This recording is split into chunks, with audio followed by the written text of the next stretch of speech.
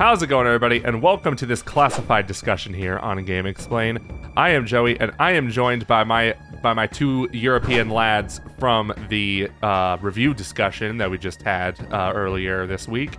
That being Glaedrax and Konrad, because today we are going to be talking spoilers for the Metroid Dread story. There is no hesitation. We're going to jump right into it. So if for some reason you clicked on this video because you felt dangerous, then click away right now because we are going into this video full on spoilers. So if you haven't beat the game or you care about spoilers, don't watch this. Anyway, let's go right into it. We're going to jump right in with the ending of this game because that is where the biggest revelations have happened. Well, there is some revelation in the middle too, but the end is absolutely bonkers.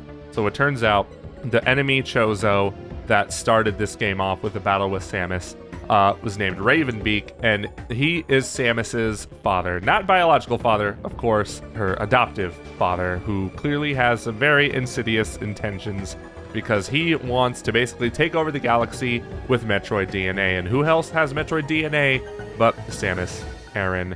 And then the game ends because Beak is no match for Samus, because Samus is now literally a Metroid because the Metroid vaccine she received has turned her into a Metroid. Straight up. Her suit changes into some sort of wicked Metroid-themed suit, and somehow at the end, through next parasite, I guess, I still don't fully understand how with a claw. Yeah, I still don't fully understand how she managed to go back to normal, but then ZDR explodes and the game ends with see you next mission.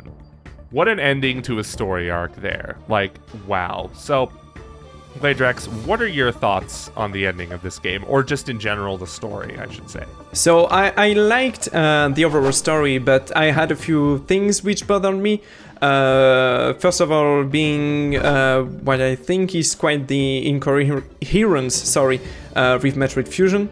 Because as you might already know, she got a Metroid DNA transplant or vaccine in Fusion to help her fight an X-parasite infection, and gave her a lethal weakness to cold, which prevented her to use the Ice Beam, which was a pretty big plot point from Metroid Fusion. However, by the end of the game, she absorbs the SAX, or one SAX, because there were many of them, which allowed her to use the Ice Beam again and defeat the Omega Metroid, which was rampaging through the station. It was clarified later in an interview with Yoshio Sakamoto that absorbing the SAX restored her original genetic condition, therefore taking off her Metroid DNA in some sort. They definitely retconned that fact for the best, in my opinion, because I thought that Metroid part of her was kind of unexploited in Metroid Fusion, so I'm glad it came back. However, it wasn't even brought up or explained in Metroid Dread why she's not using the Ice Beam anymore, because the Ice missiles are back. It's not like a big problem, but for the continuity of the timeline, it does bother me a little bit. Mm-hmm. The other problem I had with the story, which is much bigger that time around, is how by the very end of the game, the X-parasite, which copied the now dead Cryotrobe, which was a friendly Chozo from the Thoha tribe. I'm not sure how to say it. Yeah, I think it's Thoha. Yeah. Thoha, yeah, is on her ship for some reason, and is actually nice now, even though it did try to kill her by restoring the Amy and made them chase her again for her Metroid DNA. So now he's in her ship and lets itself getting absorbed by Samus, which restores her normal form after killing pretty much everything in her sight and draining the whole power of Beak's ship with her new Metroid suit and Metroid powers, which was absolutely amazing. But I'm not sure what it means. Why was that X-parasite nice at the end? And how did it restore Samus' original form? Is she still a Metroid, or is it now completely over? It's a bit unclear in my opinion. Yeah. Another thing too. Mm-hmm. What was that purple X-parasite which attacked Beak before he died? That's the first time we saw a purple one. We never saw one before, so I'm not sure what's going on with that. Oh man. Maybe it has some importance. That was a little unclear. It's very interesting because the story of Metroid games stories are not super like in-depth complex things that try to like make sense, kind of, because Metroid vaccines don't change your DNA, but a Metroid vaccine does anyway. So they sort of play with logic here and there, and it's fine. The stories aren't the most important part of Metroid games, with the exception of this being Dread. Like, this being an ending, story is a bigger deal than usual. And of course, they knew that. They included voice acting, they included more cutscenes than were usually present in 2D Metroids. So yeah, I really thought that it was interesting how the ending, even though it is an ending of the game, like of the story arc, it still just ends with the planet explosion and then nothing else after. Like, I did think the ending of the game was a bit abrupt, but I also thought, like, all the events leading up to that ending were absolutely, like, WTF, this is awesome. Like, wow, like, I literally let out audible, like, whoa, what? Like, moments when I was playing the game. Like, it was just so cool to me. Especially when the X-parasites were revealed. I'm like, okay, now the X-parasites are on ZDR. They're everywhere now, so I can't show most of my gameplay in my review.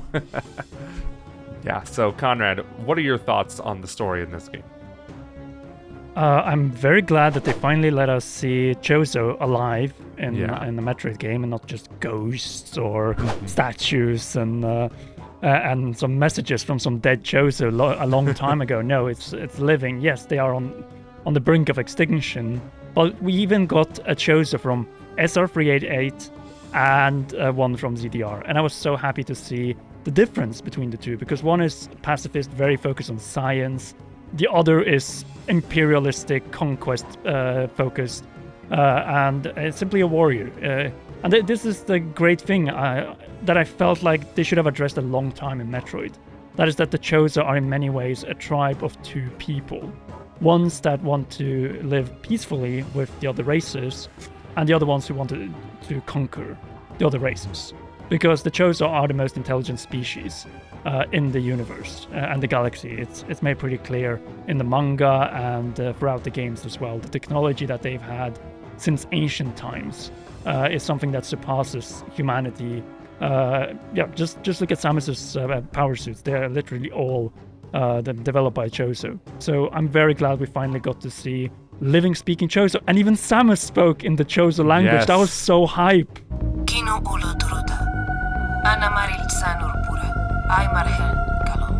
That was so good, right? Like, I try to find reaction videos of that, because I'm just like, I want to see people's reaction to this. She had one line in the game, and it was pulled off so well, because I have a love-hate relationship with silent protagonists, right? Because, like, for Link, it makes sense now. He's earned his spot. He never has to speak a day in his life, right? But there are some characters I'm just like, okay, you would be talking in this situation. Let's be honest. You wouldn't just be sitting there all quietly, like, just listening and not saying a word. But here, like, she is a strong silent type, right? But she still speaks when it's necessary. So her one line is like, don't worry, I'll end this once and for all. But the fact that she speaks it in Chozo is just so good, because of course she was raised with the Chozo. She was also raised in English too, I believe, as well. But of course she would know the Chozo language, because she grew up with the Chozo, and it was just so cool to see that happen. Oh, it was amazing. I suspected she would when I first heard Beak speak in that second trailer they made, when he said Hadas and Olmen. I was like, Samus gotta speak now. Yeah. She has to. She will definitely. And she did. And it wasn't disappointing at all. I wanted her to speak a bit with Adam, especially at the end, because of her or the Metroid suit part. But it was amazing. Hearing Samus speaking Chozo was definitely something I wasn't expecting at all. She did speak a bit in Fusion, but she spoke in English. Yeah. That's the first. It's really, really amazing. Having both the Chozo speaking their language and Samus was amazing. Truly fantastic fan service. Absolutely. Your thoughts on that, Konrad? Well, I just have to say they nailed her voice as well when she spoke in Chozo, because we all know Samus in Other M, Baby, and Adam, and post-traumatic stress disorder, but despite facing this opponent numerous times before this point. So, I just have to say they nailed the Chozo part of the game, especially with the tragedy that is. Quiet Robe was such a tragedy. This is a person that was there when everything went down at SR388. He thinks that they're getting salvation from the Chozo of ZDR, and then they just slaughter every last Chozo except Quiet Robe and force him, literally do slave labor for them so that they can run their machinery and literally everything. They forced him to program the Emmy so that they were hunting Samus. Something I know Quiet Robe really didn't want to do, since he, after all, after meeting Samus, well, right before meeting Samus, disabled the Emmy that was about to kill Samus. Mm-hmm. Yeah, that was really good stuff in there. And, I had a theory that, because we saw Quiet Robe in the E3 trailer for a split second, and I was like, what is this? What if this is an evil Chozo? What if it's an X-Parasite? I was half right. He became an X-Parasite, that's for sure. But yeah, that was just really cool, of course, just to see Chozo live and in person, not like in a manga. I think she has the same DNA as Ravenbeak. Up to this point, we knew that Samus had the DNA of Grey Voice. Right. And that's also how in the manga, Grey Voice was in his dying moments when he was fighting Mother Brain, and then Ridley was able to communicate with Samus and leave behind messages. As well, that were addressed in Zero Mission. Because in Zero Mission, it is actually Grey Voice who speaks to you at the Temple of Chozodia. Definitely, if you haven't read the manga, really do it. It's really good. And even Sakamoto himself said, yeah, this is canon. This is definitely canon. Canon, what happened at Zebes, though, when it comes to Samus's Chozo DNA, is that it seems that they assembled Chozo from all the planets where they were still living. SR388, Zebes, ZDR, and that they took the DNA at least from two of them, that being Grey Voice from Zebes and Ravenbeak from ZDR, which makes sense because they wanted Samus to be a powerful warrior, but who was also the protector of the galaxy at the same time. Ravenbeak is a powerful foe, that's for sure. Anybody who's played that final boss knows it. Man, oh man, that final boss was absolutely nuts. It was a 3-phase boss with Ravenbeak. The man ripped his wings off. Like, that was nuts. I was like, no He turned way. into Sephiroth for a second. Yeah, he did, man. I was like, why is One-Winged Angel playing? But that was such a really cool boss. It was tough, but as I said in the review discussion, like, it is one of those bosses that does get easier, like when you learn his phases and whatnot. But then it ends. He's about to kill Samus. And let's just talk about Samus's eyes throughout this game. Like, they're so expressive. Like, she is so mad, so angry in that game. I cannot believe it. She will literally explode if she gets any angrier. It's unbelievable. It is nuts. She gives Doom Guy a run for his money. Like, especially when she wakes up, like, after getting choked out at the end with Ravenbeak, her eyes get so menacingly huge and mad. And I'm just like, oh man. No, I just have to say the expressions of Samus, they've been good in past Metroid games, especially in the Prime series. Yeah. But here, oh my god, the moment when she encounters Kraid, it's just like, oh, you again, die again. I just love how they, with her eyes, were able to add so much emotion and character to Samus. And also, it was great because in Samus Returns, you didn't see her eyes at all, and that was mainly due to technical limitations on the 3DS. But here, they definitely gave her that expression. They gave her personality through, like, being able to see her eyes every now and then. And yeah, she did speak once, but it was very stoic. It was very just, like, matter of fact. Oh, don't worry, I'm gonna win like I always do, because remember, I'm Samus Aran. But then that does bring up a good point about Metroid Samus Returns, is like, it makes so much sense why they did Samus Returns before they did Metroid Dread, because so much of Samus Returns' story is, or at least the Chozo archives, especially the Chozo memories in that game, were a big part in teasing what was going to happen in Dread, because we saw Ravenbeak and Quiet Voice, I think also Quiet Voice. Quiet Robe, thank you. Yeah. Quiet Robe, right? In those archives, and it's just like, oh, who's this evil Chozo? I theorized it must be an X-Parasite. Nope, some Chozo are just evil, man. And that's what's great. It's like the Chozo aren't just like this species that are saints, like you were saying, Konrad. They are like very much a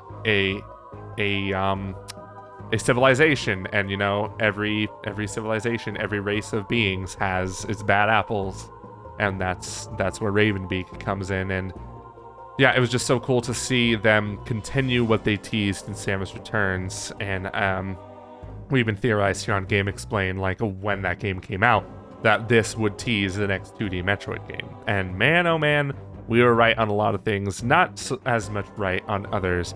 I could have sworn they were going to do something with the Galactic Federation in this game, because Samus made the Galactic Federation mad in Fusion. Like she destroyed like trillions of dollars worth of research in Fusion, like of Metroid cloning research. I figured the Federation, I assumed she would be on the run from the Federation, but no, like the Federation kind of hired her for this job, kind of not, but not really.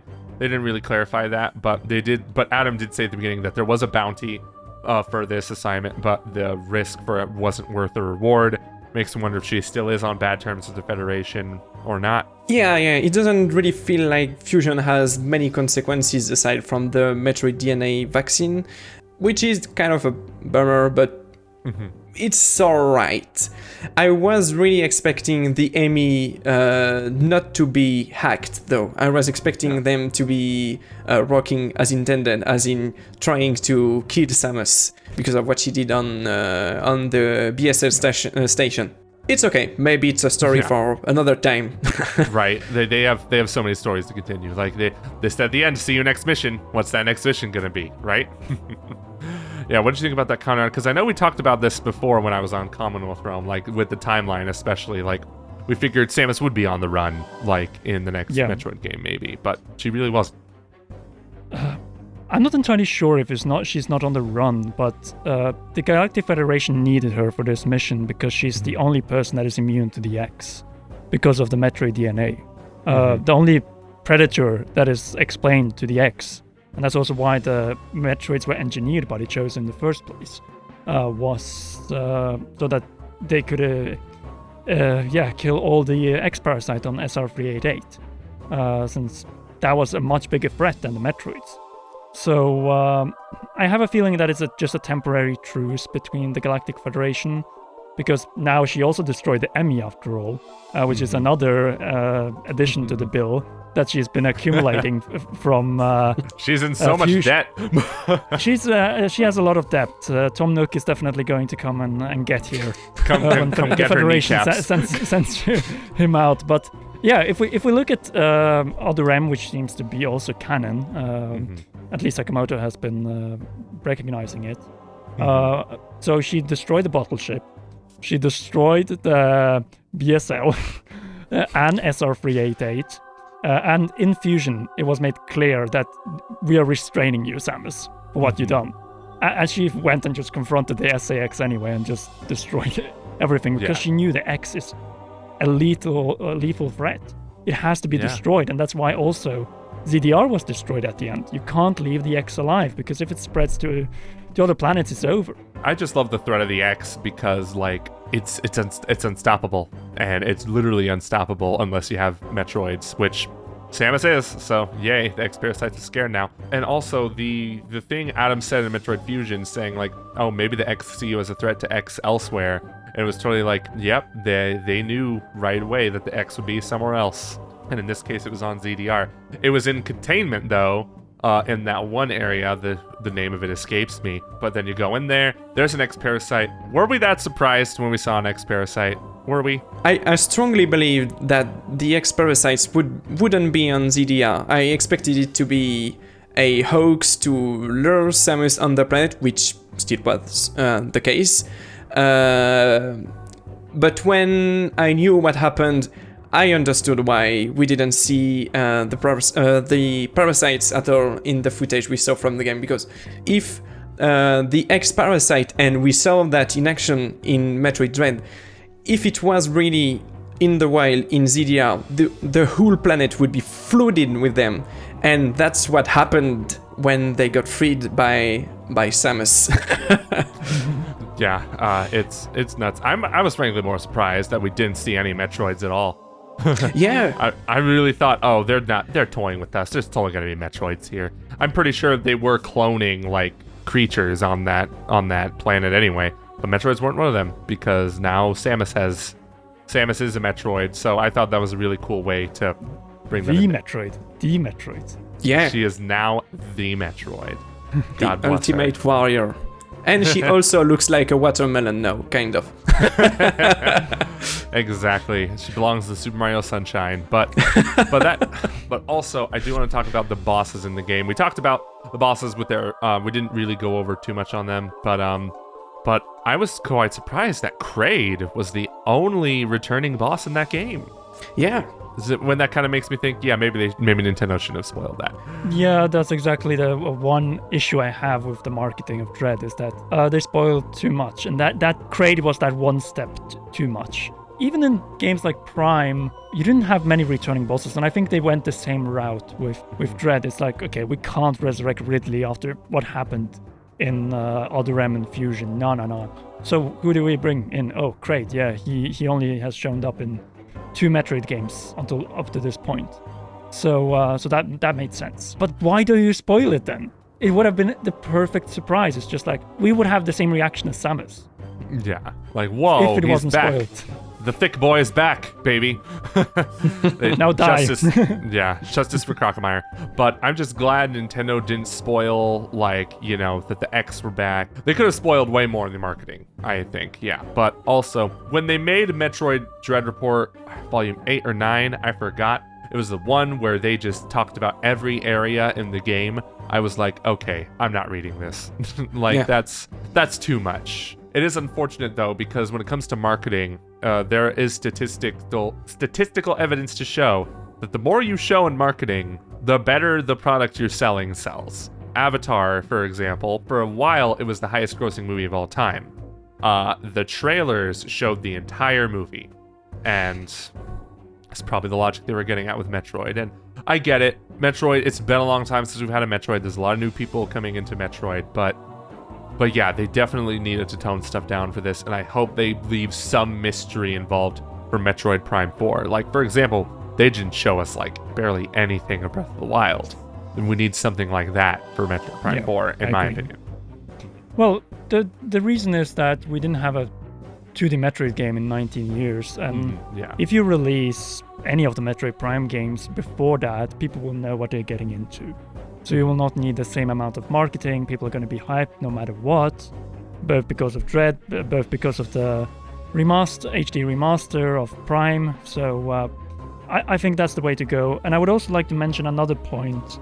Obviously, the areas, that was going way too far with that Volume 8 update. And even what they showed in the September Direct, I think, went too far, showing multiple areas. Because there are not that many in Dread in the first place. So when you show like 80% of the areas or something around that range and name them as well, then that's not okay. And I also think they could have avoided showing Quiet Robe in the trailers. I don't think it was necessary. It wasn't necessary, no. Maybe the E3 trailer might have been fine because it was only like a fraction of a second. But yeah, they did show him like straight up in one of the other trailers, like just in the scene where we see him for the first time. But now for the thoughts on the final boss, where Raven Beak turns into Mutant X Kraid. It was nuts, and I thought, oh, we're about to do another final boss battle, here we go. But then it turns out to be just a little quick time event where you hold down the shoot button and you basically just turn him into dust. You snap him, Thanos him style. I was sort of mixed on that at first, but then I remembered, that was basically what the final boss of Super Metroid was. And Metroid Fusion too. And Fusion too, yeah. Fusion was a little more challenging to me. But even then, yeah, like, those games do end with basically, hey, I'm an unstoppable force now, so we're just gonna pummel you to death with no restraint whatsoever. It did catch me by surprise, though. I wasn't expecting him to turn into some weird Kraid Chozo monster straight from Resident Evil. I was very, very surprised. The ending was very, very dark. Samus literally gouges his eye and drinks him somehow, and then he turns into some sort of monstrosity. It's very, very dark. It was very nice to see it in a Nintendo game, and man, that hyper beam, it was so cool. I loved it so much. So cool. Like blasting him into oblivion and then destroying everything on your path to your ship. It was so awesome. I really, really loved that part. I think it was perfect, and it fit very well the title of Dread. Because what is this but Dread? You see an abomination of a Chozo X, which you have to destroy as quickly as possible. Do the classic Metroid escape sequence. And then, as you get into the ship, Quiet Robe is behind you. You pull your arm cannon towards him, and then he's there just to sacrifice himself and save you. So it's very sad. The Chozo of ZDR are dead. There's nothing left of the planet. That's why you can blow it up as well, because I would feel sorry for Quiet Robe if he had to die. But dying that way is meaningful and adds purpose. But I felt like, when she got that final X, turned into normal, this made sense. And now this planet can just die. Yeah, it just blowed up. It just gets blowed up, man. It's still kind of weird how that X sacrificed itself to, for the greater good of humanity. It makes you think maybe because it absorbed the memories of Quiet Robe, that maybe it realized, oh, we're bad or something. Like, that's the only way I can sort of sum it up, but it's best not to think too hard about it. Maybe Yoshio Sakamoto will say in an interview how that happened, because that seems to be how we understand most story elements of Metroid, is when they're clarified later. But but I think that's a good place to start to end off this spoiler discussion here. So in the end, we all really liked the story of Metroid Dread. Wasn't perfect, but it was a fitting send-off for this story arc. And thankfully, it's not a send-off for Metroid, because we're still going to get more Metroid in the future. But thank you, gentlemen, for joining me for this spoiler discussion. Glaedrax, where can we find you? You can find me on Twitter at Glaedrax, or on Shinesparker's Twitter account at Shinesparkers for Metroid news and stuff. Very cool. And Konrad, tell us where we can find you. You can find me on Commonwealth Realm, YouTube, Twitch, a few other platforms as well. But if you've finished, and clearly you have finished Metroid Dread, then you might check out the timeline we just uploaded, since you're ready to watch the spoiler sections, and that's very nice. I might actually provide some of the footage from it as well for this discussion. Very nice. So, Joey, I will definitely use it. Yes, I am enjoying it right now. All right. Thank you all so much for watching this spoiler discussion here on GameXplain. Let us know how you felt about Metroid Dread's story in the comments below. All bets are off. Go spoilers. Go nuts. All that good stuff. But let us know what you feel about it in the comments. Check out the videos on the right for more topics you might be interested in. And until next time, bye.